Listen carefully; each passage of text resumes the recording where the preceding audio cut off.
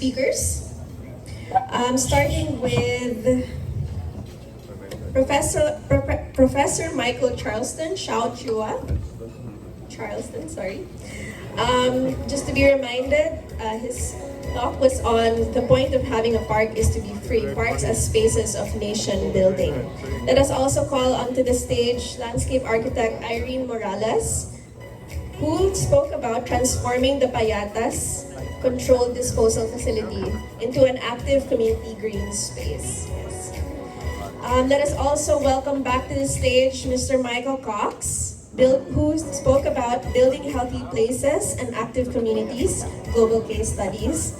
And finally, Ms. Gertie Rueda, to be represented by Forester Michael Baldonado, who just spoke about the ecological assessment of Rizal and Paco urban parks.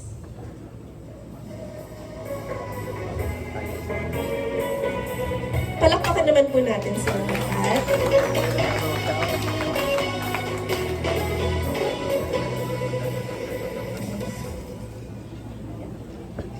Can I have some microphones for our guests, please? Okay, so to start off this Q&A portion, I think we're just going to go, in the interest of time, once again, we're just going to go by questions for everyone. So this is free for all. You can just answer if you'd like. So the first question is, for everyone. So a Pacific Island saying is, which I believe we also say here in the Philippines, is Kia wakatomori te haire wakamua. Or, ang hindi marunong lumingon sa pinanggalingan ay hindi makakarating sa paroroonan. Okay? Or, I walk backwards into the future with my eyes fixed on my past. So, a question for everyone here. What are we taking from the history of our respective fields in walking towards our shared future of parks and open spaces? So, who would like to start? Beauty pageant. History, di ako. No. I think what we're learning now, and I will also incorporate some of the things that you've been doing, is that people should be involved in the framing of the parks. So there's history there to guide us, but history will not solve our problems if we're not going to learn from it, right? So it's not just about learning lessons about, what are the faults that we did about the parks and how we can improve them, but also the way that previous colonizers actually used the parks for ideological purposes, and that we can reframe them by empowering us in many, many ways, like a lot of you have been doing. So that's the good thing that I've heard here, that you are involving people, the consultations with people, how we want to appropriate this space, with the history as our guide, but also the needs that we have now. So let's not forget that kaginhawaan for Filipinos is very important. It's the highest actually value that people would like to have. And so with kaginhawaan and kalayaan always in our minds. Right? I think that's how we can frame it. Probably another one. Yeah. Thank you, Professor Xiao. Okay, yes? To supplement Sir Xiao's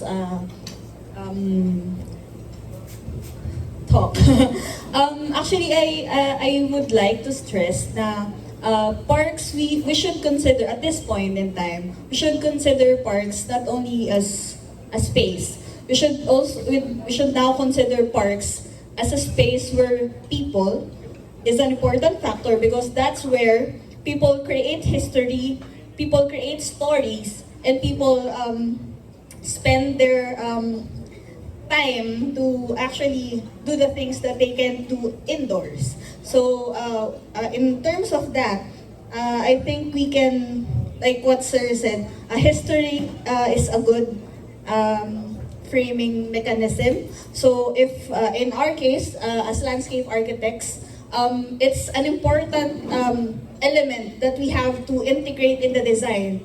The park should not be as a place that has a bench, has a table.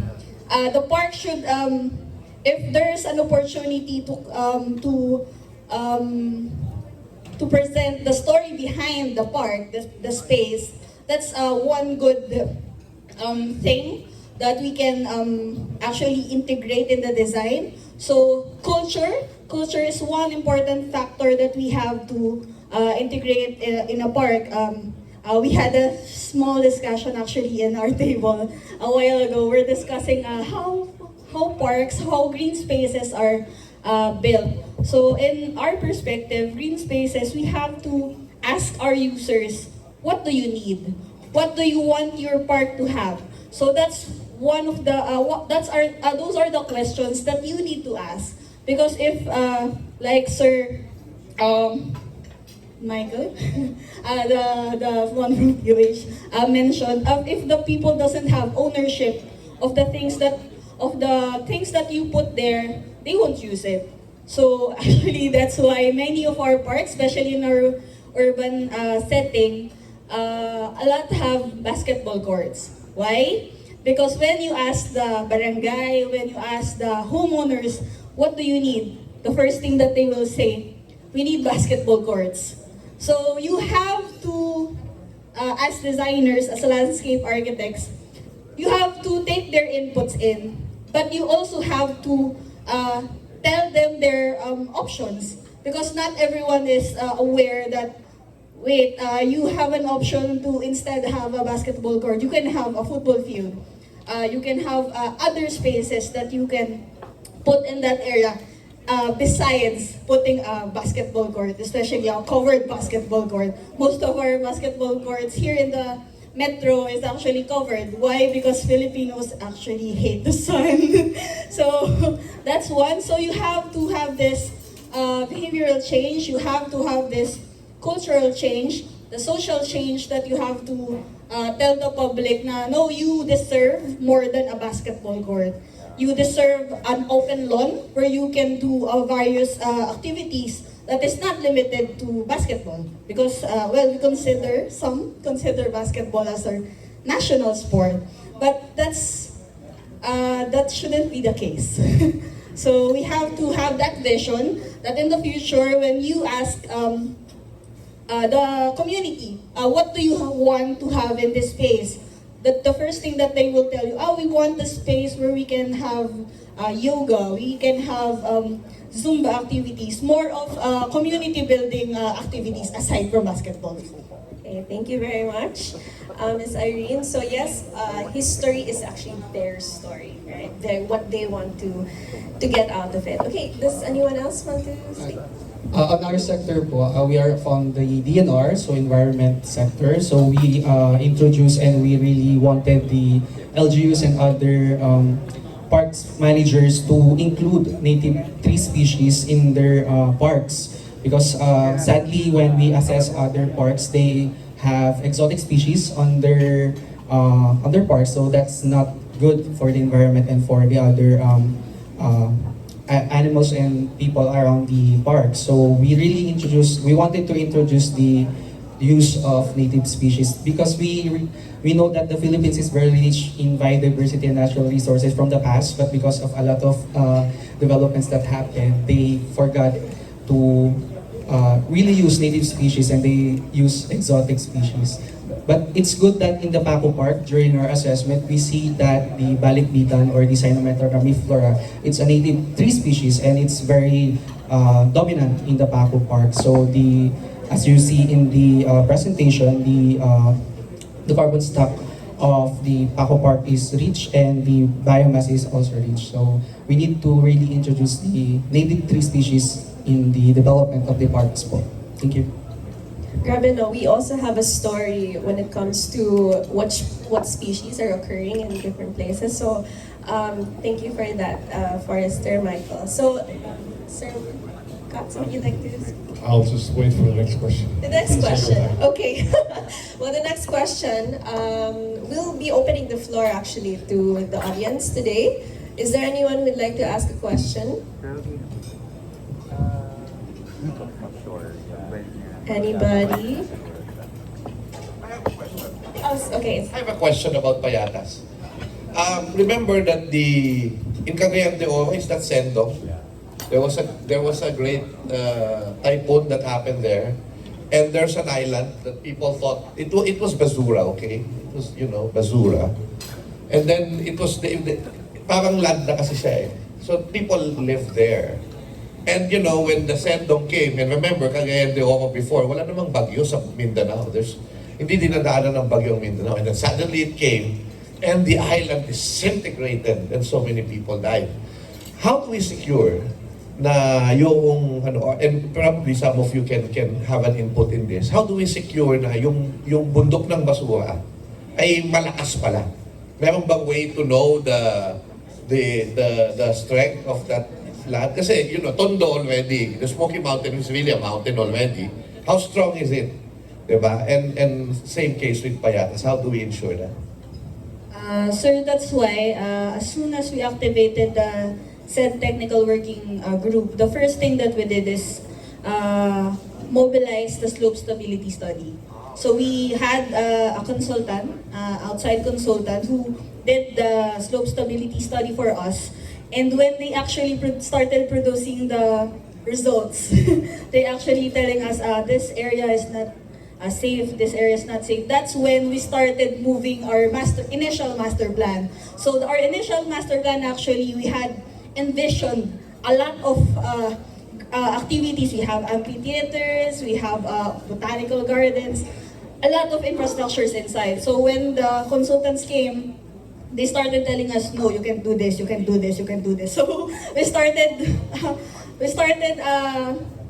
rethinking about the things that we can do in the park. So we're currently revising the whole master plan. So while that is happening, the slope study is done. So we're now going to the slope stability, the actual engineering interventions. So that's the first. We will first stabilize the whole site. And when it's already stabilized, that includes cutting and filling and reprofiling and revising the road network. That's when we can actually put things, permanent things on the ground. But right now, we're minimally using the site just so people know that we have this large green space waiting to be developed in the future. Yun pa yung another question that I have. For us, Payatas still exists. Parang there's no public, parang walang public knowledge na ang tao na wala na palang Payatas landfill. So siguro yun yung one of the things that I would like to suggest is to maybe work on that so that people can I know you're working on it, pero parang ako ngayon ko lang nalaman na ay hindi na pala landfill yun. So I'm sorry for my ignorance, but please, thank you. That's why actually, sir, one of the things that is going at the same time with the technical thing is actually rebranding the place. Because we all know that the site is a dump site, but we don't want to change its image totally. Because it being a dump site actually tells the story. It tells the tragedy, so we have to put a memorial inside that park to recognize what happened. We have the city, because the city has a part of it, so the city should have accountability of what happened. So that's why you have to put that memorial inside, but at the same time you have to change the mindset of the people that it still exists. When people go there, actually they ask, "Where's the dump site?" We just tell them, "You're already standing in it." So really, there's garbage under us? Yes, we're on top of the garbage. So that story, it's a story worth telling. Okay, thank you so much. That was super interesting. We don't erase everything, right? We transform it, but we also retain what story was there before. Okay, so actually, related to that, a question is on how do you, so actually you already answered it, how do you negotiate between your plans for the future and how to, and honoring the past, right? So that you've mentioned this already.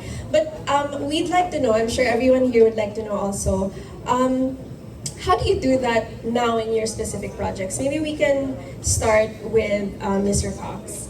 How do you negotiate that back and forth between your future and story dalawas.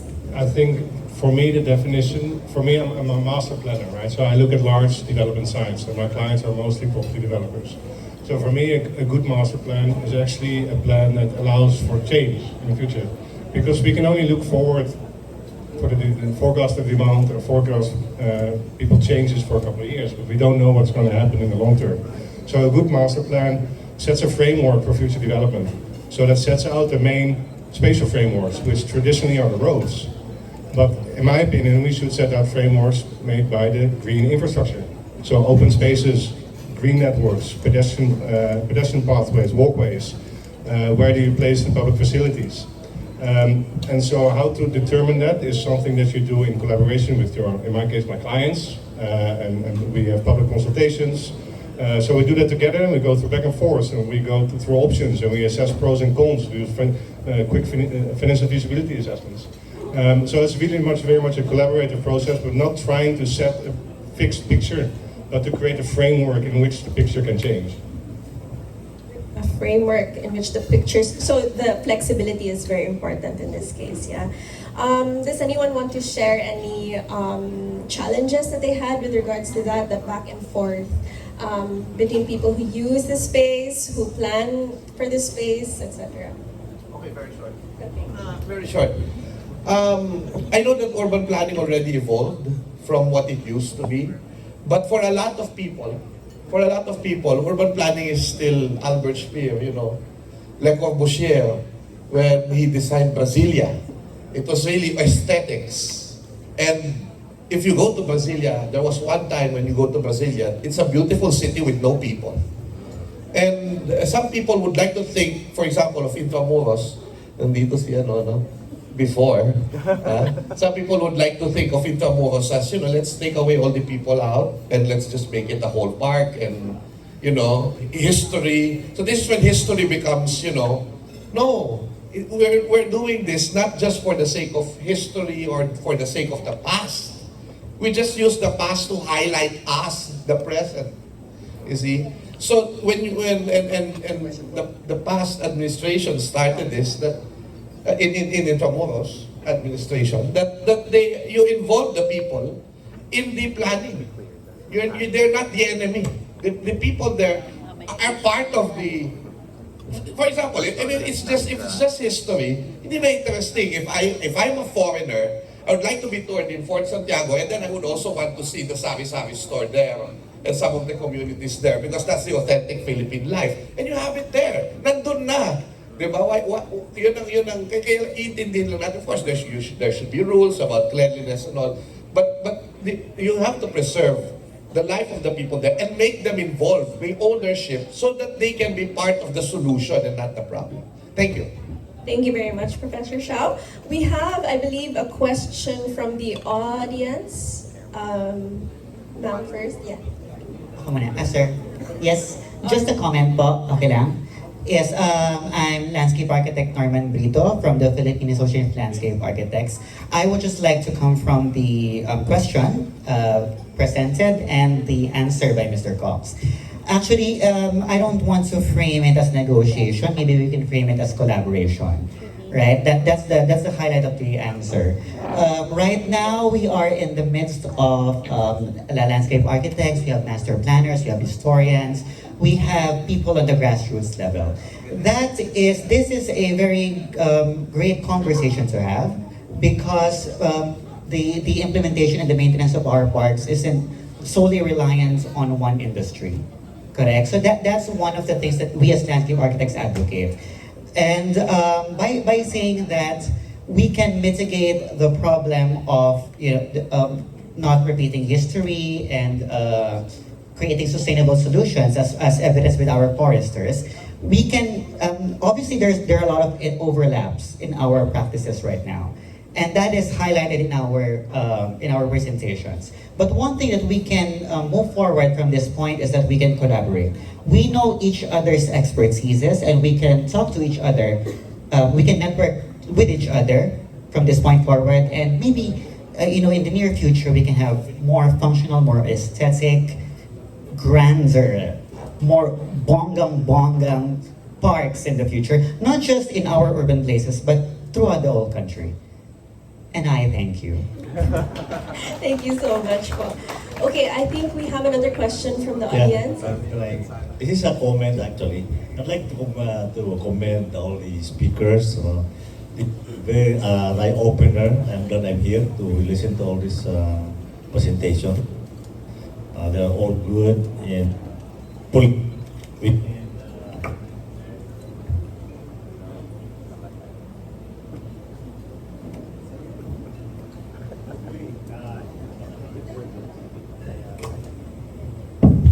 Hopefully we can reach the decision makers in implementing some of our dreams.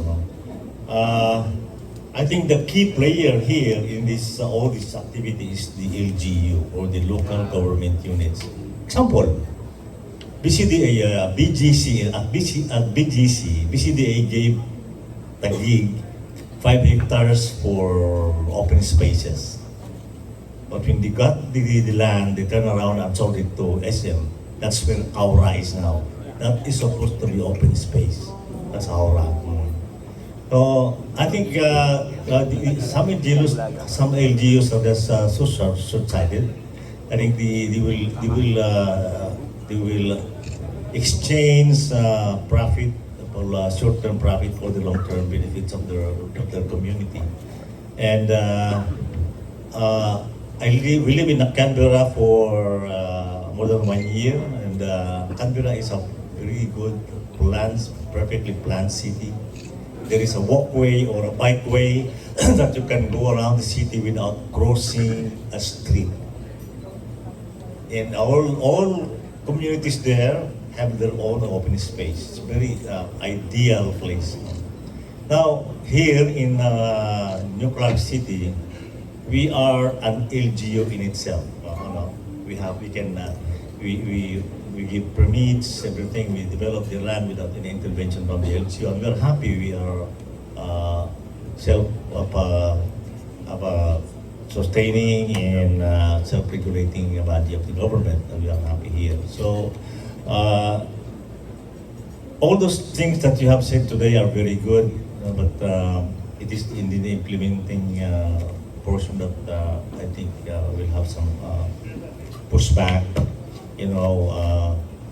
If you look at the cities in Manila, I think the LGUs keep attracting. In fact, they invite people to come there and live, even if they are living in these quarters, because they are for political purposes. These are the votes. So yun lang. Thank you very much. Hopefully that we can implement all these things that I agree. That's very good dreams and plans of the group. Thank you. Thank you, sir. Before we go, there's another question in the audience. Does anyone want to respond to any of the comments? Or yes.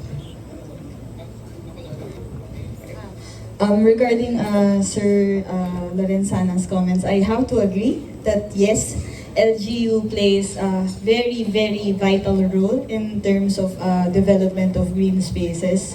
And a central part of this is the leadership. So we all know that there is a culture that if there's a change in the administration, usually the programs that are laid out by the previous administration are getting slashed.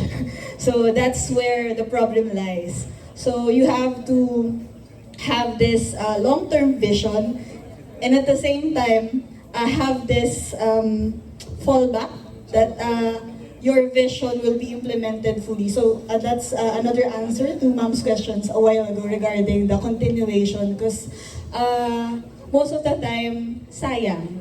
You have this good project, then the administration changes and everyone forgets about that good project. So the key role here is the leadership. So we hope that more LGUs, more municipalities have this enlightened leaders who know that the importance of green spaces, especially in this time where climate change is ongoing.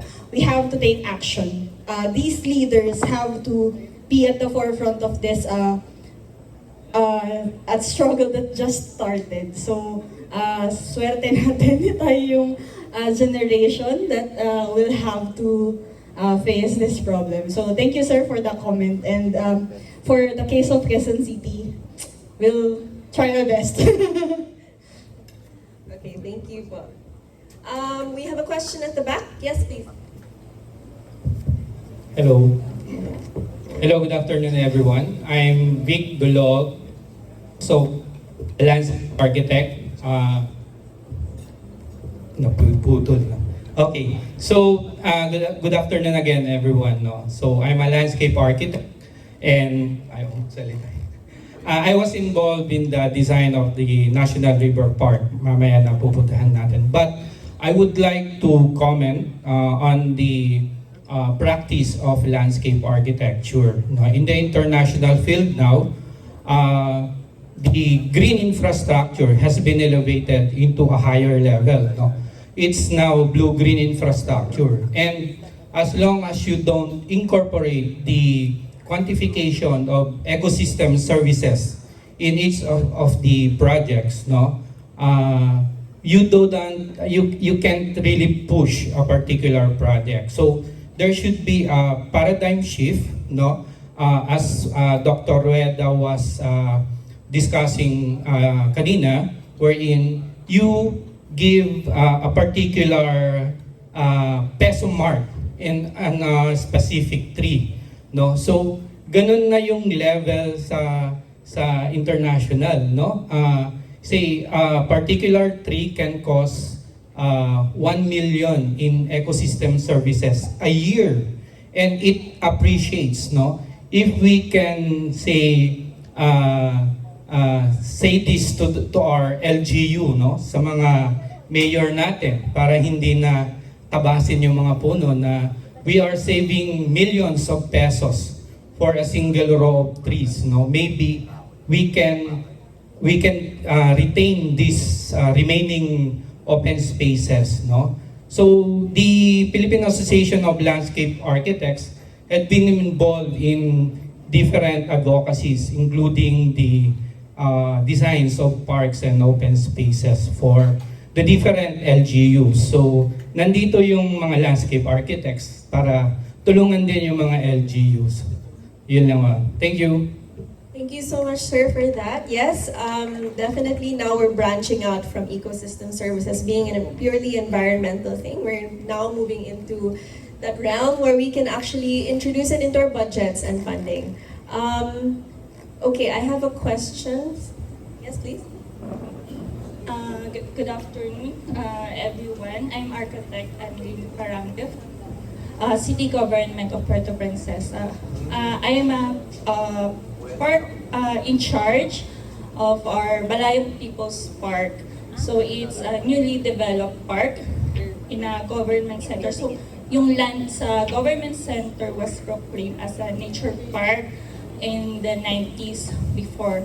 Now it was developed the city to be the Balayong People's Park. So we have in 2017 the community of the city planted these trees and they become stakeholders of these trees, and yearly they nurture these trees. So aside from this large park, which is 22 hectares, we have other parks. So we like to establish or create and to have a quality management of parks. But I think what we need now is we don't have the national policy that will mandate the LGUs, right? So that we can have the guidelines or standards on how we will design and develop parks. So I think we need this, syempre pati sa mga ibang LGUs din, di ba po? Ayun. Thank you so much for your comment. Actually, that will be related to the next question for our panelists. Yung question kasi is related to, we want public parks to be free and open access.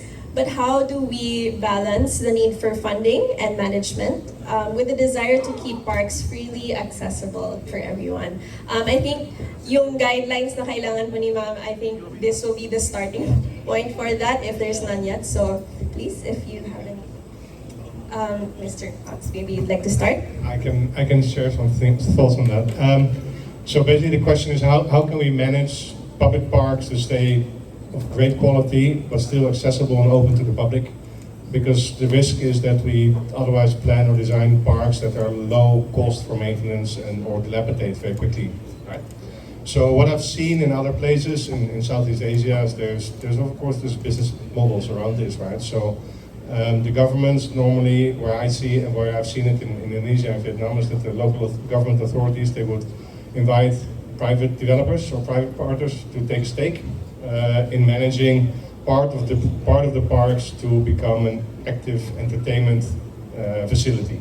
And they can be small kiosks or they can be small commercial activity that can help to generate a little bit of revenue. I've also seen instances, which I don't promote, is where they gate the park and then charge a ticket fee. Very low, so it is still affordable for the local communities, but I don't recommend that at all. And I'm very happy to see that the parks here in the Philippines don't take that approach. But yeah, it is a very, very good point, and to be honest, I don't have an answer to that. But I do think that it is really important to make sure that we have sufficient funding so that the quality of the parks stays the way it is. So it's not just a bench and a footpath, but we have active maybe dry fountains, some activities, playgrounds, but they all need maintenance, right? And that costs money. And I think we all know that the LGUs in the Philippines, they struggle with the funding. And the funding and the money is still with the private parties. So to find a way for maybe PPP models to work with the private equity partners or private partner sectors to give them a little bit of the park, maybe a certain percentage of the park can be dedicated for commercial developments, so that there's some revenue needs to come back into the actual maintenance of the park and to promote more activities. Because if you know, I think we all know that once you design a proper park and it's actually active, it will attract more people. So it's like a snowball effect, right? But you need to start with that initial catalyst that starts to make people to come to want to the park. And just a bench or just a picnic field, maybe a basketball court does it, but still you need to maintain a basketball court, right? So I think striking up strategic partnerships with private sector would be an answer to that. Regarding that, I think right now, actually developing a new park or an existing park, developing it, rehabilitating it is actually easy. The challenge here lies in the maintenance after. So in the case of private developers, they hire maintenance after. So we know that well-maintained open spaces like the one in Greenbelt, in Ayala, in Cubao, BGC, those are well-maintained because there's a private entity supporting the maintenance.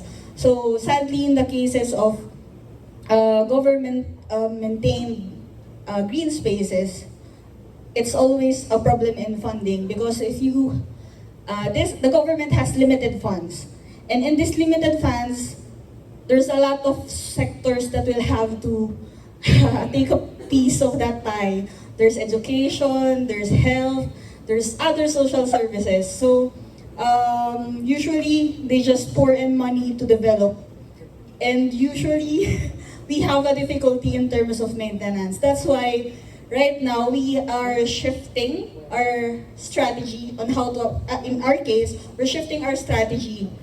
One is involving the community, because once they have a buy-in in that park, people will maintain. I've read an article a few days ago, I think, about people vandalizing parks. Like usually designers have this fear of building a beautiful public park, but then the public just vandalize it. So in these cases, we should not lose hope.